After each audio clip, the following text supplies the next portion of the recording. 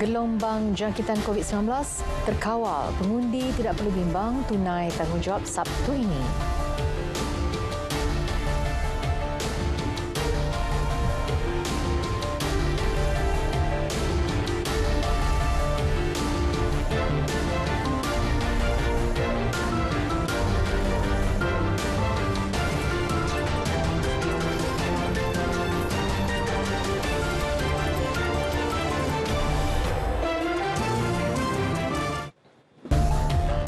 Assalamualaikum dan salam keluarga Malaysia. Anda bersama saya Nur Alis untuk laporan berita tengah malam. Saudara Perdana Menteri Datuk Seri Ismail Sabri Yaakob menyertai jemaah di Masjid Darul Fikri Bera untuk solat hajat serta berzikir pada program solat hajat perdana keluarga Malaysia. Lengkap berbaju Melayu berwarna biru, Perdana Menteri tiba kira-kira pukul 8.15 malam.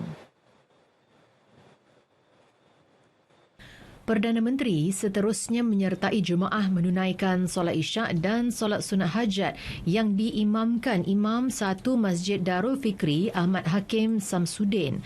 Terdahulu, jemaah masjid turut menyertai majlis bacaan Yasin dan tahlil ringkas serta zikir munajat. Datuk Ismail Sabri turut meluangkan masa menyantuni jemaah dan meninggalkan masjid pada pukul 9.10 malam. Perdana Menteri menyenaraikan 4 iltizam untuk Malaysia sekiranya diberi peluang meneruskan pentadbiran selepas PRU ke-15. Beliau menyenaraikan iltizam melalui amanat PRU.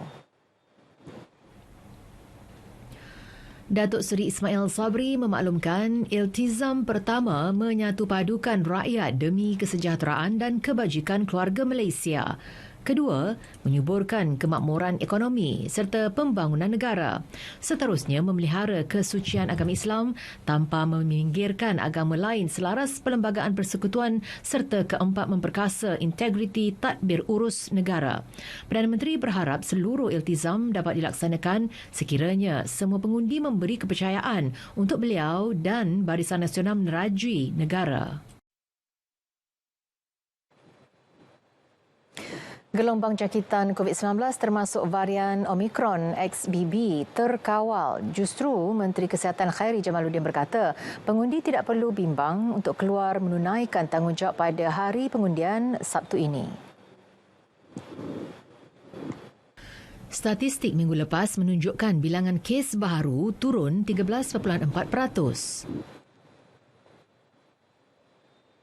Dengan itu, saya yakin bahawa situasi COVID dan gelombang kecil ini sama ada sudah peak ataupun berada dalam keadaan yang terkawal. Cuma nasihat daripada KKM adalah untuk kita terus berwaspada dan berhati-hati, lebih-lebih lagi pada hujung minggu ini. Beberapa hari yang ada, hari Khamis, Jumaat dan juga Sabtu pada hari pengundian, sebab ini akan menyebabkan kesesakan di tempat-tempat ceramah, las ceramah dan juga di tempat pusat-pusat pengundian. So please be vigilant, please be careful. It is safe for you to go and cast your votes. Selamat untuk anda keluar mengundi. Dan saya telah minta pandangan daripada semua pakar dan mereka kata the latest wave is under control, sama ada sudah pun sampai ke kemuncak dia ataupun sedang mendata dari segi jumlah kes dan sebagainya. So it's under control. Pengundi kesihatan awam perlu melaporkan status kesihatan dalam aplikasi MySejahtera masing-masing untuk mendapat pemakluman mengenai garis panduan mengundi pada PRU ke-15. Garis panduan itu akan dihantar menerusi khidmat pesanan ringkas SMS beserta pautan berkaitan. Kalau COVID positif, please identify yourself. Ya, tolong mengenalkan diri kepada petugas KKM. Dan selepas itu, petugas KKM akan semak status dalam MySejahtera. Dan semalam saya sebut tak ada saluran khas untuk mengundi positif COVID. Maknanya dia pergi saluran biasa. Tetapi pesakit COVID-19 ataupun yang positif COVID-19 akan diiringi oleh petugas KKM sehingga pintu masuk bilik mengundi. Maksudnya mereka tidak akan beratur. They will not queue with the other voters. KKM juga menasihatkan semua pengundi agar menggunakan pensanitasi tangan yang disediakan di tempat mengundi, malah disyorkan untuk membawa pensanitasi tangan sendiri serta mematuhi penjarakan fizikal dalam mencegah jangkitan COVID-19. Pelbagai elemen keselamatan telah digerakkan PDRM pada hari pengundian Sabtu ini. Ketika memberi jaminan keselamatan itu, Ketua Polis Negara Tan Sri Akril Sani Abdullah Sani turut menasihatkan orang ramai agar tidak terpedaya dengan sebarang berita palsu yang bertujuan membangkitkan spekulasi mengenai ketenteraman awam dan keselamatan negara. Menerusi kenyataan, dimaklumkan PDRM akan memberi komitmen yang tinggi dalam memastikan pilihan raya kali ini berjalan dengan aman dan tenteram. Tindakan tegas akan diambil terhadap mana-mana pihak yang cuba menimbulkan provokasi yang boleh mengancam ketenteraman awam dan keselamatan negara.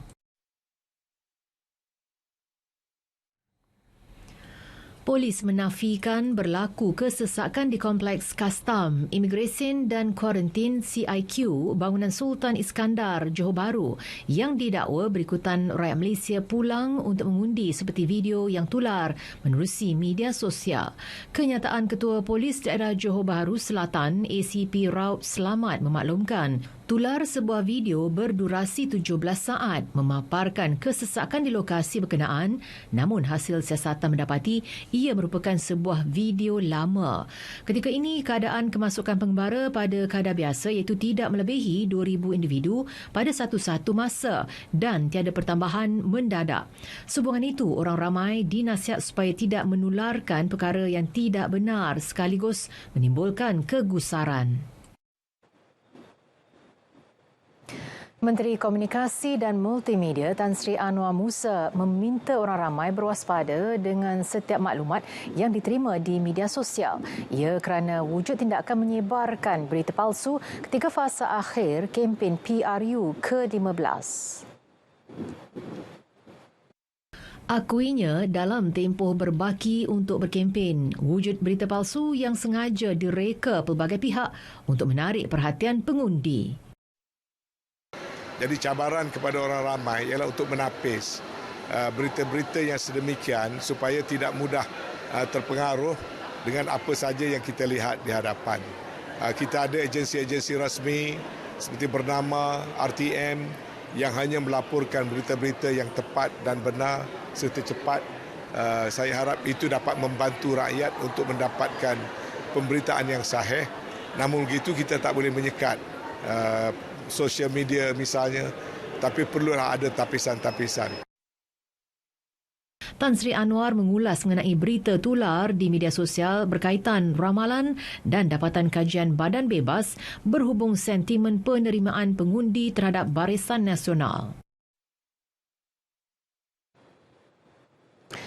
Saudara, aliran trafik di lebuh raya utama negara dilaporkan masih lancar dan dijangka berlakunya pertambahan angka kenderaan menuju destinasi masing-masing sempena hari pengundian Sabtu ini. Wartawan Rufina Mary Ambrose yang berada di hentian sebelah Plaza Tol Jalan Duta menghala ke Ibu Negara mempunyai perkembangan semasa. Silakan Rufina. Ya, Nurul Alis. Untuk pengetahuan anda, saya berada di lokasi sejak pukul 11 malam tadi. Pemerhatian saya sehingga waktu ini mendapati aliran trafik di kedua-dua arah masih lancar. Dijangkakan berlaku pertambahan trafik berikutan anak perantau bakal memulakan perjalanan ke destinasi masing-masing untuk menunaikan tanggungjawab sebagai pengundi Sabtu ini. Warga kota telah memulakan perjalanan sejak siang tadi dan Plus Malaysia Berhad menjangkakan peningkatan trafik mencecah 1.8 juta hingga 1.9 juta sehari di rangkaian leburaya kendaliannya hingga Isnin depan. Merujuk maklumat yang dikongsikan Lembaga Leburaya Malaysia LLM di laman Facebooknya, pada pukul 9.53 malam tadi memaklumkan aliran trafik masih perlahan di leburaya utara Plaza Selatan Plus menghala ke utara iaitu dari Senai ke Kulai. Manakala di laluan arah selatan pula, kenderaan bergerak perlahan dari Putra Mahkota ke Nilai Utara dan trafik sesak dari Kulai ke Senai. Tawaran telput cema oleh 30 syarikat konsesi lebuh raya selama 2 hari bermula sebentar tadi iaitu tepat 12:01 saat tengah malam. Seperti sedia maklum, PLAS telah menugaskan kira-kira 200 pasukan PLAS ronda untuk menjalankan rondaan 24 jam serta 1,500 kaki tangan di plaza-plaza tol untuk melancarkan transaksi di plaza tol. Pengguna lebuh raya turut disaran merujuk kepada jadual cadangan waktu perjalanan TTA Plus serta dinasihatkan mematuhi had laju ketika memandu berikutan cuaca hujan. Baik, setakat itu saja perkembangan yang dapat saya kongsikan dari hentian sebelah Plaza Tol Jalan Duta. Kembali semula bersama Nurul Anis di Angkasa Puri untuk laporan di Berita Tengah Malam. Silakan. Pengundi-pengundi baharu yang bakal menunaikan tanggungjawab buat pertama kalinya pada PRU ke-15 mewarnai sistem demokrasi negara. Bas percuma yang disediakan pengurusan universiti juga memudahkan pergerakan pelajar-pelajar untuk pulang ke kampung halaman. Universiti Utara Malaysia UUM menyediakan 8 bas percuma yang diselaraskan Kelab Patriot Chapter Perak UUM untuk kemudahan pelajar-pelajar pulang mengundi. Menjalankan tanggungjawab saya sebagai seorang warga negara. Saya berasakan kerajaan yang terpilih itu boleh menjalankan tugas dia dengan bijaklah. So boleh mempertingkatkan apa yang rakyat yang perlu. Selaku seorang anak muda, pastinya saya mengharapkan agar kepimpinan baru dapat melaksanakan tanggungjawab dengan lebih amanah dan juga seimbang, bukan sahaja menerapkan budaya jujur dan juga bertanggungjawab, tetapi juga memegang tanggungjawab dengan baik. 10 bas dan 5 van disediakan Universiti Malaysia Terengganu UMT untuk kemudahan 6,000 pelajarnya pulang ke kampung.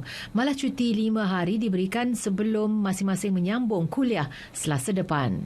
Kita UMT sentiasa menjaga kebajikan pelajar dan akan cuba usaha sedaya upaya dalam menyambut hasrat kerajaan supaya mahasiswa balik mengundi. Ekosistem politik yang stabil merupakan asas penting dalam pembangunan ekonomi. Entiti kerajaan yang tetap dan kukuh membolehkan sesebuah negara keluar dari sebarang krisis. Dalam fasa peralihan ke endemik dan sebagai persediaan menghadapi gelombang ekonomi global lebih mencabar tahun hadapan, kestabilan politik amat dituntut ketika ini. Laporan Azni Fathin Anwar. Bank Dunia menjangkakan pertumbuhan ekonomi global lebih suram pada tahun 2023. Unjuran awalnya turut disemak turun daripada 3% kepada 1.9%. Ketegangan geopolitik berlanjutan, gangguan rantaian bekalan, kenaikan kos sara hidup dan kadar inflasi antara faktor utama yang mempengaruhi unjuran itu. Sebagai negara kecil yang mengamalkan ekonomi terbuka, Malaysia juga tidak boleh mengelak daripada terkena tempiasnya. Kenapa kestabilan ini penting? Kita kena lihat dari segi pengalaman Malaysia di masa yang lalu untuk menguruskan ekonomi ataupun menguruskan krisis ekonomi. 1998, the Asian Financial Crisis. 2008, subprime crisis yang bermula daripada Amerika Syarikat dan merebak kepada negara-negara yang lain. Kenapa kita boleh kurangkan impaknya kepada negara kita adalah kerana wujudnya entiti kerajaan yang stabil. Apabila kerajaan ini stabil, mereka boleh meluluskan sebarang dasar, sebarang langkah-langkah proaktif dan sebagainya, dan akhirnya kita dapat lihat ia berkurangan kepada negara kita. Justru menerusi mandat kukuh, sesebuah kerajaan dapat melaksanakan pelbagai rencana dan usaha untuk meningkatkan taraf hidup rakyat dan ekonomi negara. Kestabilan politik juga menjadi jaminan dan isyarat negara menawarkan persekitaran yang kondusif kepada pelabur asing dan domestik. Pelabur inginkan satu kesinambungan polisi, ya, dan kesinambungan polisi itu hanya boleh dilakukan sekiranya entiti kerajaan itu stabil dan kukuh. Kita kena lihat juga implikasi yang lain sekiranya kerajaan bertukar dan sebagainya. Ia mendatangkan sentimen ketidaktentuan pasaran juga sebenarnya. Dan bagaimana kita nak menangani satu masalah, satu krisis fiskal dan keuangan, ia juga ada terlibat kait dengan sebuah kestabilan kerajaan. Apa yang diperlukan, kepimpinan yang berupaya melunaskan visi jangka panjang dengan tadbir urus cekap. Selain memastikan pemulihan serta momentum pertumbuhan ekonomi kekal dalam landasan terbaik seperti dicatatkan sepanjang 9 bulan pertama tahun ini. Jadi apa yang pengundi akan ingin lihat adalah rancangan atau plan ataupun program ataupun inisiatif dari segi dasar-dasar yang akan menguatkan lagi sistem jaringan keselamatan sosial kita, dasar-dasar yang akan memastikan bahawa golongan yang berisiko untuk jatuh ataupun susah akan dilindungi. Tapi dalam konteks ini sebenarnya ini bukan soal untuk menguji populariti kamu muda ataupun tua. Rakyat sekarang ini menuntut wakil rakyat mampu berbahas di Dewan Rakyat untuk menggubal polisi menentukan hala tuju negara yang lebih jelas. Ya, untuk membuat polisi berkenaan dengan pemulihan ekonomi yang dapat meredakan kesusahan rakyat terbanyak. Kesepakatan dalam kepimpinan memainkan peranan penting dalam menentukan hala tuju ekonomi negara seterusnya. Berbeza ideologi mahupun pendapat, kepentingan rakyat harus dijadikan matlamat bersama. Asnifatin Anwar, RTM.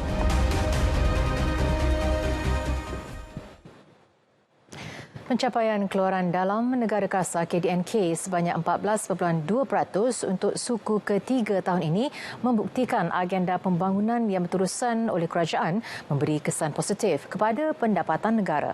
Ia turut didorong kejayaan perusahaan mikro, kecil dan sederhana menerusi pencapaian perniagaan mereka atas dasar dan bantuan yang diberi kerajaan.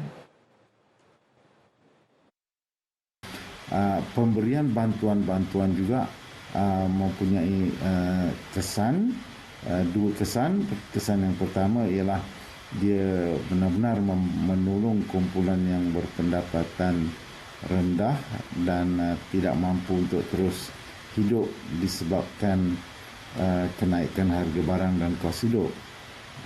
Dan ini membantu lebih daripada 8 juta isi rumah yang dengan bantuan ini merangsang mereka untuk berbelanja.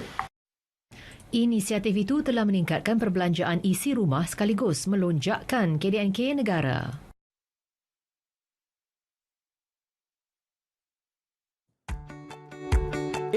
Maaf, tak perasan pula ada orang tengah tengok saya. Saya sebenarnya sekarang ni tengah sibuk untuk buat semakan daftar pemilih bagi PRU ke-15. Untuk semak daftar pemilih, saya layari website rasmi SPR di www.spr.gov.my.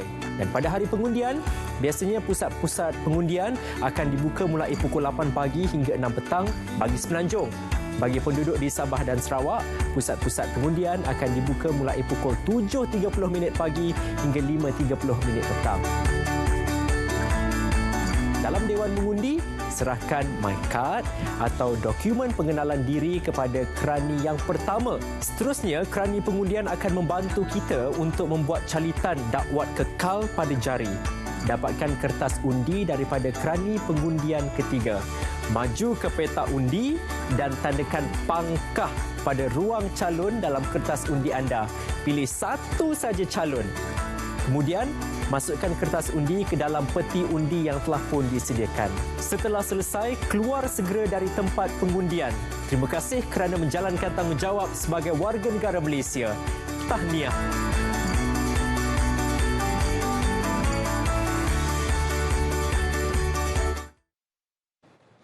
Bersua kembali, Kementerian Pembangunan Luar Bandar serta agensi di bawahnya telah bersedia dengan pelan tindakan bagi menghadapi sebarang kemungkinan banjir pada hari pengundian Sabtu ini. Menteri Datuk Seri Mahathir Khalid memaklumkan ketua agensi di bawah kementerian telah diberi taklimat berkaitan prosedur operasi standard SOP jika berlakunya banjir pada hari berkenaan.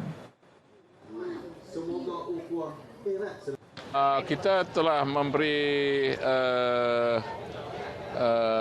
satu arahan kepada ketua-ketua agensi, ketua pengarah dan juga CEO yang ada ni, macam Risda, Felkra, kalau di Kedah ni ada Kedah, jadi di Kelantan ada Kesedar. Jadi ambil langkah-langkah yang sepatutnya diambil lah. Beliau berkata demikian selepas menghadiri Majlis Pekebun Kecil Perusahaan Getah Risda Makmur Negeri Kedah dan Kenduri Rakyat di Kampung Nako, Belimbing Kanan. Beralih ke perkembangan banjir di Pahang, angka penduduk terjejas di daerah Raub meningkat kepada 341 orang daripada 98 keluarga setakat 10 malam tadi. Jumlah itu meningkat berbanding 268 penduduk terjejas daripada 81 keluarga setakat 7 malam. Menerusi info bencana Jabatan Kebajikan Masyarakat JKM, peningkatan itu susulan pertambahan satu lagi pusat pemindahan sementara PPS yang dibuka, menjadikan 9 PPS dibuka setakat ini. PPS berkenaan masing-masing di Dewan Orang Ramai Kampung Chenua yang menempatkan 14 penduduk terjejas. Sementara itu, penduduk paling ramai ditempatkan di PPS Pusat Kegiatan Kemas Gali iaitu seramai 143 orang, diikuti PPS Dewan Serbaguna Kampung Pia 77, PPS Sekolah Kebangsaan Tersang 36. Manakala Sekolah Kebangsaan Muhammad Jabar 27 orang, Balai Raya Kampung Ria 18, Balai Raya Kampung Sungai Pasu 10, Balai Raya Kampung Sengkala 10 dan Masjid Kampung Kuala Semantan 6 penduduk terjejas.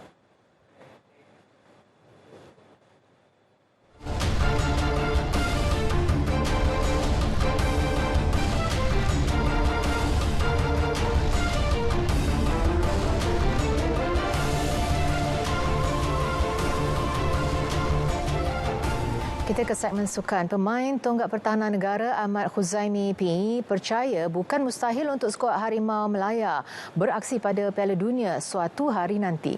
Keyakinan itu susulan peningkatan prestasi dipamerkan skuad kebangsaan sejak dibimbing Ketua Jurulatih Kim Pan-gon. Ahmad Khuzaimi yang beraksi bersama Negeri Sembilan FC berkata sekiranya rezeki berpihak kepada pasukan negara, Malaysia akan dapat beraksi pada Piala Dunia 2026 sekaligus mencipta sejarah baharu dalam arena bola sepak negara. Bagi saya, rezeki kita tak boleh nak jangka. Mungkin 4 tahun akan datang nanti Malaysia layak ke Piala Dunia, kita tak tahu. Dan saya harap player yang akan dipanggil untuk mewakili negara itu dapat membantu dan mencipta nama lah, sesuatu untuk negara dan juga di mata peminat-peminat Malaysia. Peluang Malaysia layak ke Piala Dunia kini semakin terbuka selepas rantau Asia diberikan sehingga 9 slot pada penganjuran Piala Dunia 2026 yang buat kali pertama bakal menampilkan penyertaan sebanyak 48 pasukan berbanding 32 ketika ini. Dalam pada itu, skuad Harimau Malaya bakal tampil lebih garang menerusi jersey baharu bertemakan Demi Lencana di Dada. Jersey musim 2022-2024 dilancarkan Nike Malaysia hari ini akan digunakan oleh skuad kebangsaan pada kempen Piala Persekutuan Bola Sepak ASEAN AFF yang dijadual bermula 20 Disember ini. Jersey utama atau jersey home edisi kali ini kekal menggunakan warna kuning sebagai warna dominan dengan hanya bahagian collar bulatnya berwarna hitam. Manakala jersey kedua atau jersey away juga terus dikekalkan warna hitam sebagai warna dominan. Saya harap dengan pelancaran ini akan memberi semangat barulah kepada pasukan nasional terutamanya bagi kita menghadapi AFC pertandingan AFC yang akan datang ni, dan juga akan fan kita pun akan, saya harap akan suka dengan kita punya new attire ni. Majlis pelancaran berlangsung di Football Republic Sunway Pyramid, Selangor hari ini dengan disempurnakan oleh Presiden FAM, Datuk Hamidin Muhammad Amin. Skuad Harimau Malaya bakal berdepan dua perlawanan antarabangsa Tier 1 menentang Kemboja dan Maldives pada 9 dan 14 Disember 2022 sebagai persiapan menghadapi Piala AFF 2022. Liga Bola Sepak Malaysia MFL mengumumkan Stadium Nasional Bukit Jalil SNBJ sekali lagi menjadi pilihan venue perlawanan akhir Piala Malaysia 2022 yang dijadual berlangsung 26 November ini. Menurut Ketua Pegawai Eksekutifnya Stuart Ramalingam, pemilihan SNBJ dianggap venue neutral bagi aksi final kejohanan edisi ke-96 itu. Jelas Stuart, keputusan dibuat kerana stadium itu boleh menampung kapasiti penyokong yang ramai selain memiliki fasiliti terbaik sekaligus dapat memberi keselesaan dan keselamatan. Dalam pada itu, Stuart berkata meskipun MFL berdepan dengan peningkatan kos penganjuran, harga tiket perlawanan akhir Piala Malaysia 2022 dikekalkan seperti perlawanan akhir Piala FA tahun ini. Harga tiket adalah serendah RM50 dan RM70 sebagai general admission, manakala RM150 pula untuk Premium Grandstand serta VIP Grandstand berharga RM200. Tambah beliau, proses jualan tiket final akan ditentukan oleh pasukan finalis seperti dilakukan sebelum ini kerana dengan cara demikian, tiket yang diperuntukkan kepada setiap kelab dapat dibeli oleh penyokong mereka secara sama rata dan adil. Masih melibatkan Piala Malaysia, Ketua Jurulatih Selangor FC Tan Cheng Ho akui belum pernah melihat pasukan bimbingannya memenangi perlawanan dengan kesemua gol dicipta menerusi situasi bola mati. Kenyataan bekas pengendali Harimau Malaya itu hadir selepas menyaksikan skuad Red Giants menewaskan Terengganu TFC 3-1 pada separuh akhir pertama semalam. Pada aksi di Stadium MBPJ itu, ketiga-tiga gol Selangor dicipta daripada set piece sepakan penjuru yang diambil pemain perancang Muhammad Mukhairi Ajmal Mahadi.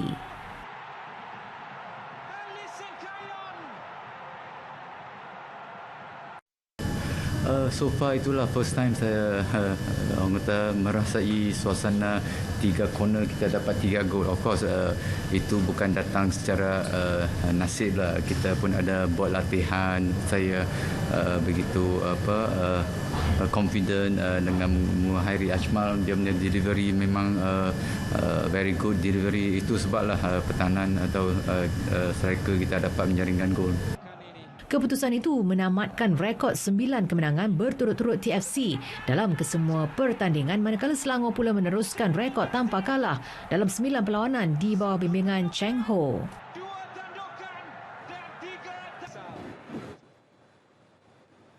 Saudara, berita tengah malam berakhir di sini. Dapatkan perkembangan sahih sepanjang masa melalui portal berita.rtm.gov.my #mypru15. Salam keluarga Malaysia dan selamat beristirahat.